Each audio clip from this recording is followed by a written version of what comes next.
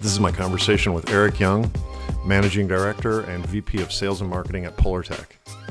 This conversation is a masterclass in strategic focus, and I think it's a lesson that every cycling brand should hear. Eric reveals how Polartec has thrived for decades by making deliberate choices about what not to do. Despite opportunities to launch their own apparel line, expand into medical applications, or chase volume in commoditized markets, Polartec has remained laser-focused on one thing: creating premium performance textiles for brands that value innovation. This disciplined approach meant walking away from the slowing outdoor markets in favor of cycling brands hungry for technical innovation. It meant accepting they'd never compete on price, and it meant partnering selectively with what Eric calls winners, brands that, like Polartec, prioritize product excellence over short-term profits. For cycling brands navigating an increasingly competitive landscape, Eric's insights on focus, authentic partnerships, and solving real problems with innovation offer a blueprint for building sustainable differentiation in a world getting smaller every day. This is the Business of Cycling podcast.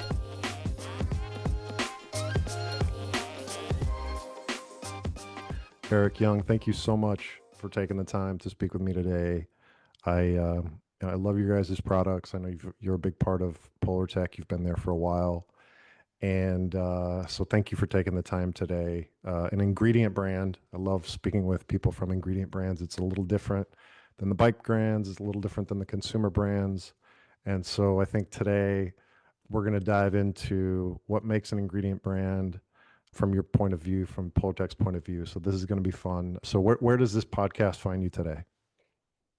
I'm located in France. I'm French, so I'm based in Marseille, beautiful city in the south of France, not very far from the Ventoux climb, and lots of fun roads to drive around. So I've been here for a while. I'm a Parisian by origin, but I moved to Marseille about 25 years ago, and pretty happy relocation, I must say. Yeah, I live in Italy, and I gotta say, Europe, the life in Europe is, it's got its perks. So I'm happy to be here too. Okay, excellent. We're aligned.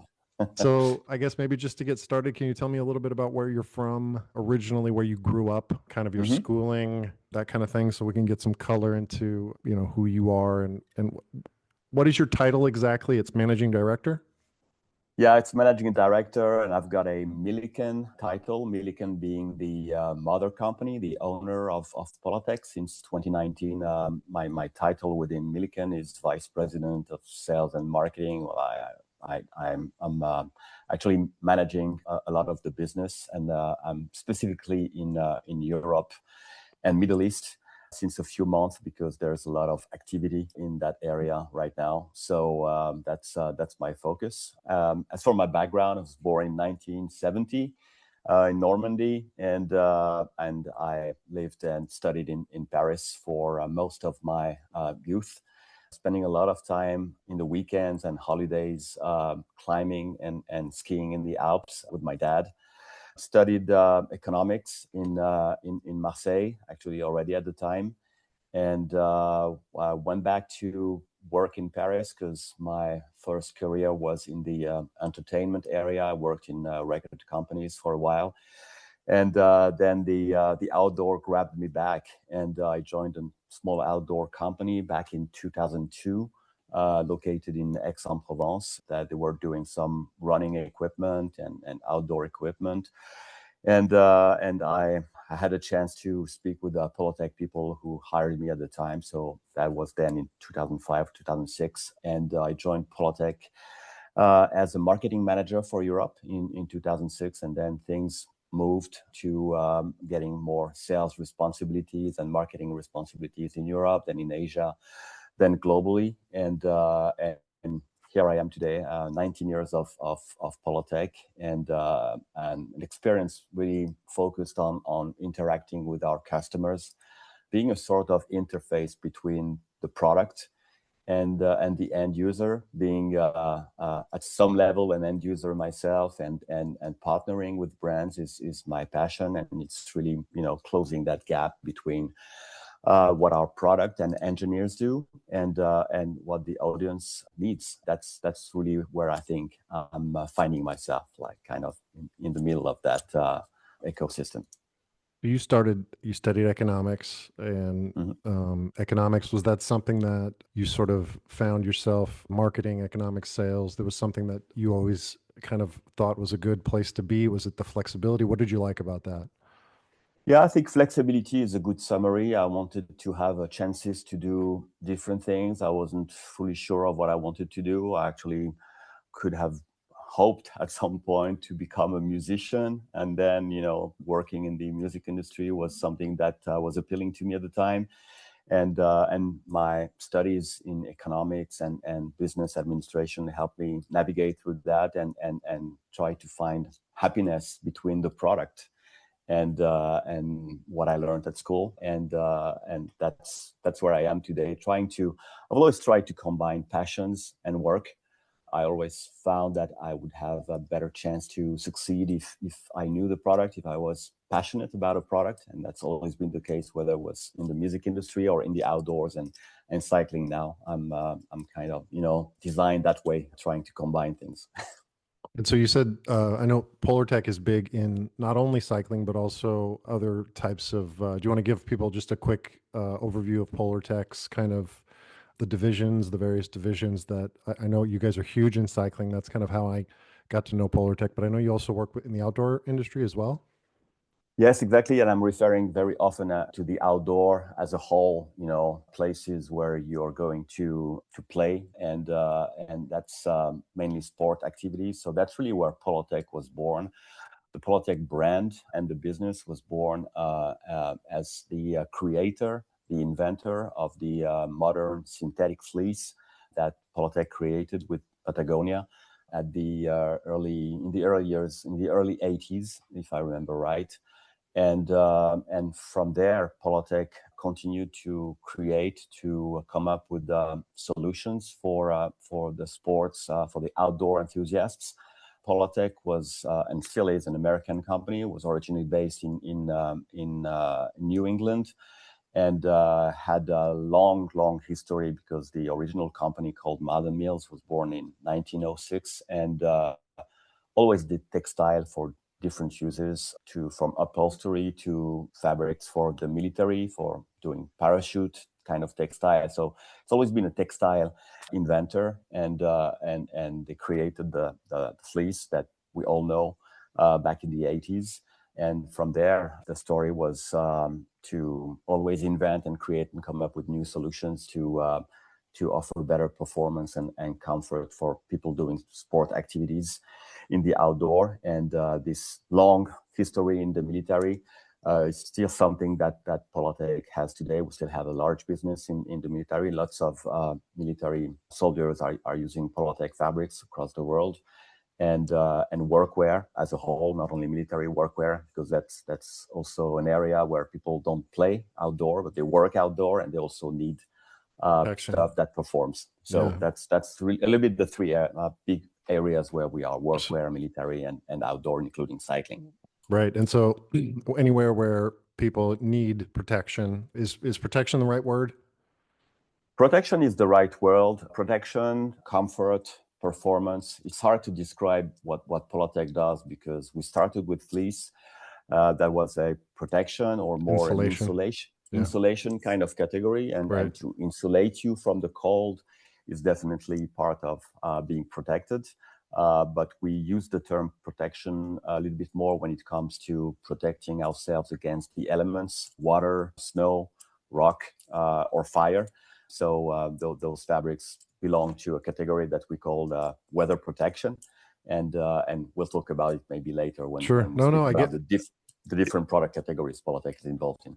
Yeah, it makes sense. So, and I guess talking with a lot of entrepreneurs, I always think to myself, like, okay, you have to grow at all costs, grow at all costs.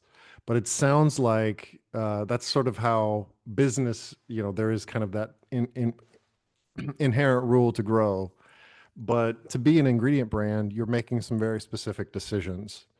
And can you talk about being an ingredient brand? Was that a choice that the owners made, just to be very focused and to have the goals to excel in certain areas?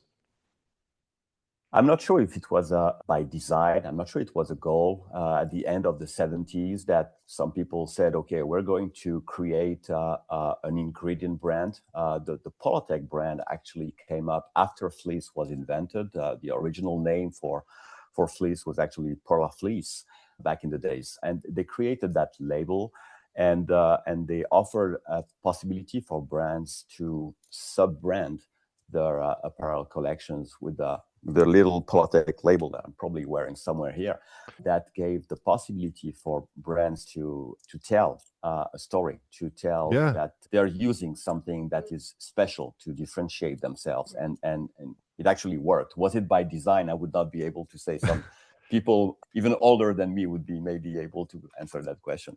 Well, it makes me think of Vibram, of in a little way, Intel for a long time. I know back, I'm older, in the 80s and the 90s, Thinsulate was a big one. They kind of, that company's not, I don't know if, even know if that company's around anymore. Gore-Tex, of course. So this concept that you can provide value, if we really want to break it down into kind of a more analytical sense, you can provide technology, but also value to the end user. That's kind of, for those the uninitiated, what an ingredient brand does, and it sounds like you guys have focused on staying in that lane. Absolutely. It could have been possible for a company like us to go in different lanes, to do our own apparel collection, for example. It happened that we didn't have the skills, and that strategic question always come back: should we do this? Gore did, and then they stopped. And then they stopped. What we always considered was that, well, first of all, it would be a massive hurdle for us to start competing against our customers, because we've got customers in many market segments. So we would have to pick a market segment where we're not present, and we would need to have the skills, right? And it's none of our pillars. Doing apparel is special, another game. right? It's a whole It's another game. game. Yeah. It's completely different skills. It's different supply chain, of course, etc. And Sales network. so completely. So we stayed in our lane, so to speak, and tried to go deeper in that lane and make better things all the time, but staying in that fabric lane. Right. Absolutely. And from my notes, we spoke earlier, it was, protection, insulation, and base layer were kind of the three main categories that you had mentioned when we were speaking. Do you want to talk about so how, those three areas have kind of developed over the last 20 years that you've been on board? Yes, absolutely. So we talked about fleece earlier because that was the real origin and the first product that came to market, and that was adopted by Patagonia first, and then by many brands in North America and in Europe especially. You probably remember, if you're my age, some brands like Think Pink, Berghaus in the 80s. I mean, lots of European brands have adopted the fleece, and this look of fleece started to, because it's a look at the end of the day, started to be overseen. So we had to go and offer different solutions. So we went into going deeper into this insulation category by creating variations of fleece that were different cosmetically, or also different in terms of performance. So we came up with product platforms known as Thermal Pro, known as the Polartec High Loft. That's the very hairy fleece that you see from time to time, or Polartec Alpha. That all came as sort of derivatives, or the continuation of the story of fleece and insulation for us, because it was always been our game to offer different looks and, maybe more importantly, different performance to our customers and end users. So that's how the insulation category has evolved for us, always based on knitting technologies. And as time went by, we were working on different categories of knitting constructions, and came up with a way to create a base layer, so a next to skin fabric that would work pretty well for being outdoor when it's cold. And same thing, that's something that Patagonia was a big brand for us, going to market with categories like capilene that became a standard. We created the grid category, which is a sort of base layer that has little squares that enable insulation and a lot of breathability at the same time, so fast drying.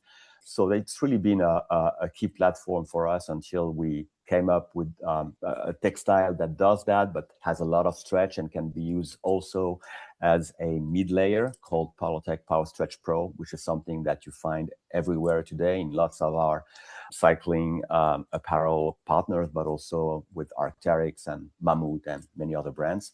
And so base layer became really big for us.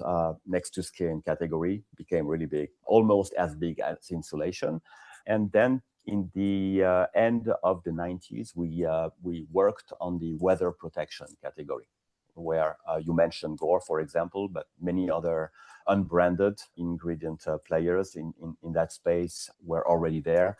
And we focused a little bit more on the soft shell kind of category, which was a starting concept. It was the early days of the soft shell, where Scholler, for example, in Europe was a big player, has been a very strong company, offering solutions that offer enough protection against the elements and more comfort, more breathability. So that's really where we focused, and we created a fabric platform called Polartec Power Shield that we commercialized with Arc'teryx in the Gamma jacket back in the end of the 90s. And that led us to create more solutions for weather protection, offering more water resistance or more breathability or a combination of both.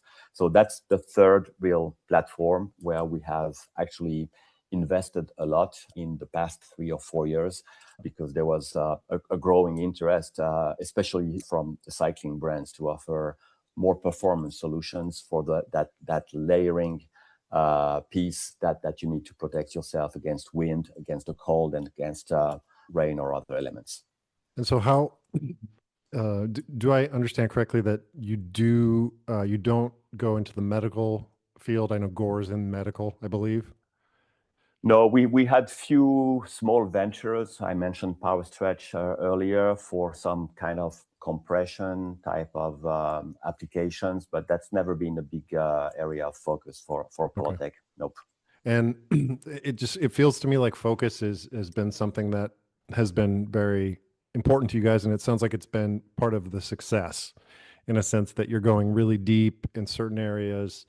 I know that we had spoken briefly about the PFAS disruptions that's happening in the last 2 to 3 years. Can you get the kind of the quick and dirty version of what PFAS is and what has changed in the last few years in the clothing business for that?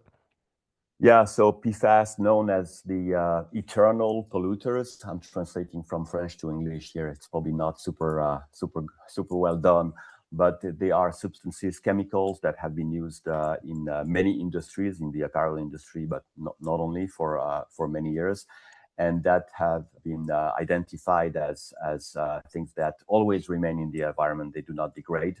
So the industry is shifting to other solutions. The industry has already started to shift back in the 2010s to less damageable, let's say, versions of PFCs.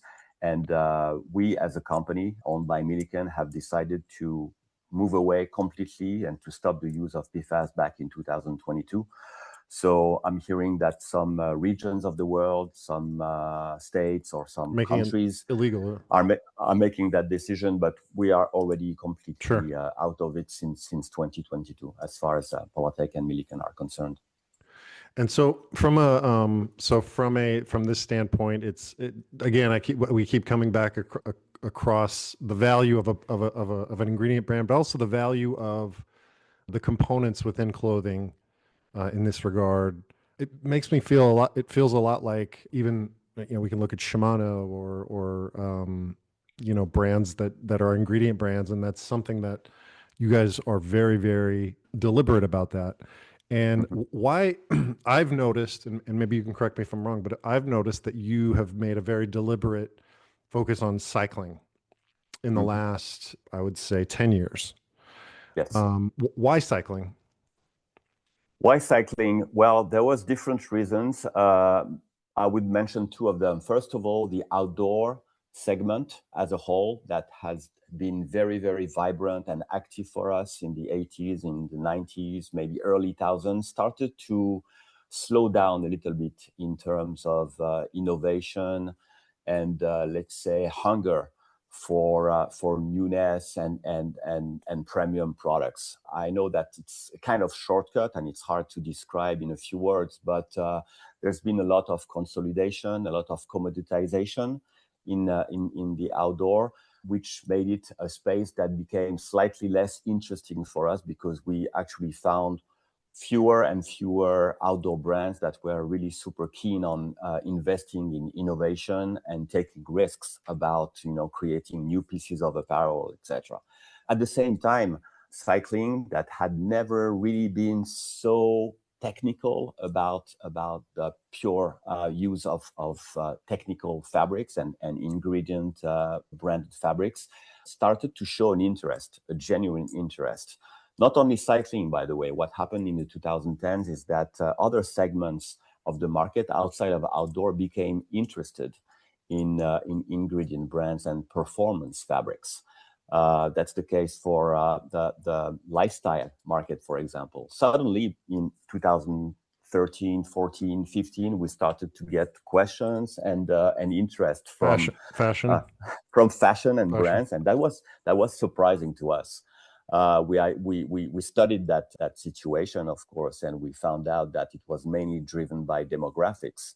The new consumers arriving on the market had always known Gore-Tex, Primaloft, Polartec, Vibram, etc. And guess what? When they were buying something supposedly waterproof from their favorite fashion or lifestyle brand, they expected it to work, and it did not always work.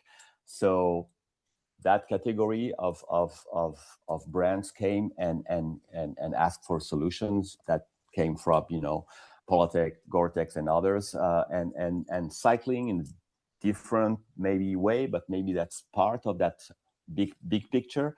Became really interested in performance fabrics, and we started to collaborate with different brands at the time. We started to get closer to athletes. We really were close to Alberto and Fran Contador at the time, who were building their team, and worked with them.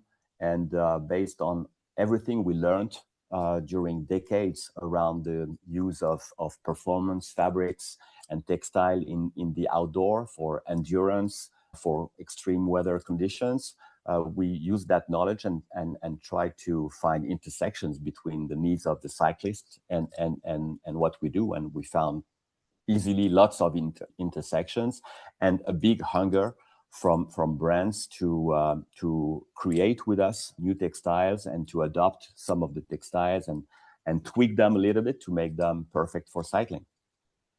Yeah, and it sounds like you guys work very closely with the product managers, but there is sort of a compatibility that you're talking about where when brands want to try new things, go farther, that's sort of where Polartec is most strong. Yes, in fact, the fact of being a company that carries the cost of creating and producing means that we frankly will never be really competitive on price, and the partners that happen to be the right partners for us usually are brands and people who are focused on product, and that's the intersection I was talking about. Yeah, and so that's also a choice because if you do go into the volume game or the yeah, that's a whole different game, and it sounds like again it goes back to focus. And I'm speak with a lot of entrepreneurs and a lot of businesses, and focus is a way that you continue to be a differentiator because the world is getting smaller, and you need to stand out. And I guess that kind of makes me think of like the value that you bring to, you mentioned it earlier, the Polartec tag. So Can you tell me a little bit about what how you guys see the partnerships with the clothing brands? Like, is that a requirement for you to have that visibility, or is that optional for the brands? It's actually optional, and you will see lots of brands. Some actually are pretty big, not necessarily using the Polartec label or the Polartec hang tag, or sometimes using it inside the garment. So they're not necessarily showcasing it on the garment itself. But in many cases, when you go on the website and go find description about this piece, you'll find a lot of explanations, technical features about the component and about Polartec. I believe that, well, first of all, it's the freedom of brands to do whatever they want to do, and if they don't want to put a big Polartec label on the side, that's fine. But I think it usually is their interest to showcase the Polartec brand, because that shows to the consumer that this is what it's made with. That shows the credibility and in many cases the superiority of that fabric compared to other options on the market. So that's usually a benefit and a win-win. But again, we're not enforcing it. We're recommending it and making it available to all our brand partners. Well, it feels like a synergy at the end of the day, in a sense that you're providing more value because of the work that you're doing, because of the Mm-hmm. work that Polartec does. That when someone chooses Polartec, then it's 1 + 1 = 3, where the brand plus Polartec become, the greater than the sum of the two parts. I mean, that's probably the ideal partnership for you, I suppose. That's the ideal partnership. Don't get me wrong, volume is good too. We have our Of own course. factories or factory partners, so it's always really good. But things come kind of naturally, in my opinion. If you do the right thing, if you do the right products, then if you do irresistible products, you'll get volume. That's how things work. And please keep in mind also that this partnership is true partnership with many brands. We don't create it. The work is not only done by Polartec. In many cases, we create fabrics together with our partners. We find inspiration in lots of things around, and we partner with customers, with our customers, to create new fabrics together. Right, because I think at the end of the day, you do need, like, it is sort of a you working with these brands to find the new solutions, the new needs that the market is looking for. So, Correct. in terms of, we had spoken one really interesting kind of topic. It was talking about the synergy with these brands. So from a collaboration standpoint, you did mention that something that you've always kind of tried to instill in the partnerships that you do is this win with winners strategy, and that was really powerful when you said that, because it made a lot of things click for me, in a sense that Mm-hmm. if you can help each other, if you can win, ideally it's going to be with these stronger partners that you guys choose.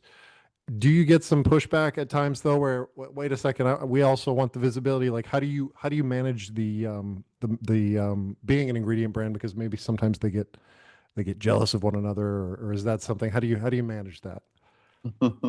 We manage that by having very transparent conversations. I mean, to start with, we at Polartec, we have an open line of products and a library of products of maybe thousands of different styles of textile. So there's possibilities for any of our partners to use something, to tweak it, and to differentiate from their competitors. So I would not say that there is too much jealousy or fights between our customers. But yeah, when I use that term from my predecessor, win with the winners, right?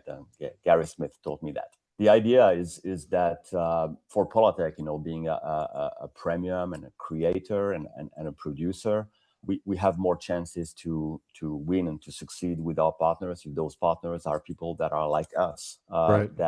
Certain that values. value.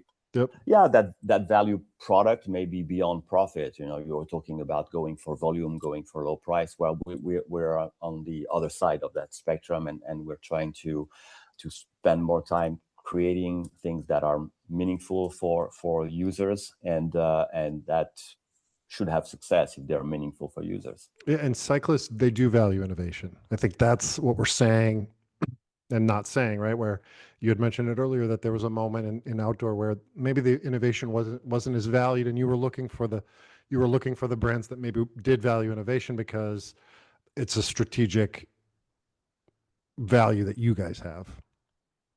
Yes, and I think that there was room for innovation in the world of cycling In general. apparel. Sure. In general, because when I look at some qualities of textile that sometimes are still being used for jerseys and others, I know that there's room for improvement. Yeah, it was. I was mentioning to you that I think that the industry, not only Polartec, of course, has solved lots of problems for the winter. Based on the fact that you imagine cyclists using newspaper in their jerseys to protect themselves against the wind. This problem has been solved. But there are other problems, and that's what we like at Polartec. What we like is to solve problems with textile. I think that would be a definition of what we like to do, and where I think we excel in some cases. Yeah, this has been fun. I really enjoyed hearing more about your business, about Polartec, and hats off to you guys, because this conversation for me today has just really confirmed a lot of the, from the outside kind of looking in, and now from the inside, I can see you guys have a very clear vision, and that's what it takes today, man, because it's competitive out there, and you've got to do something specific and something very special, to be successful. So thank you for taking the time today. Eric, has been really fun. Do you have any, if people want to reach out to you, this is something I usually say at the end. If people want to reach you, where can they find you? Yeah, absolutely. Well, first of all, thank you for hosting me, White. That was very, very good conversation and very good questions, in depth into what we do and the true questions we're asking ourselves all the time. Yes, of course, absolutely. Anyone, please feel free to reach me, and maybe on my LinkedIn is the simplest. Eric Young, YUNG, connected with Polartec or Milliken. I think that should work. Okay. Well, thanks so much, Eric. It was great seeing you. Thank you.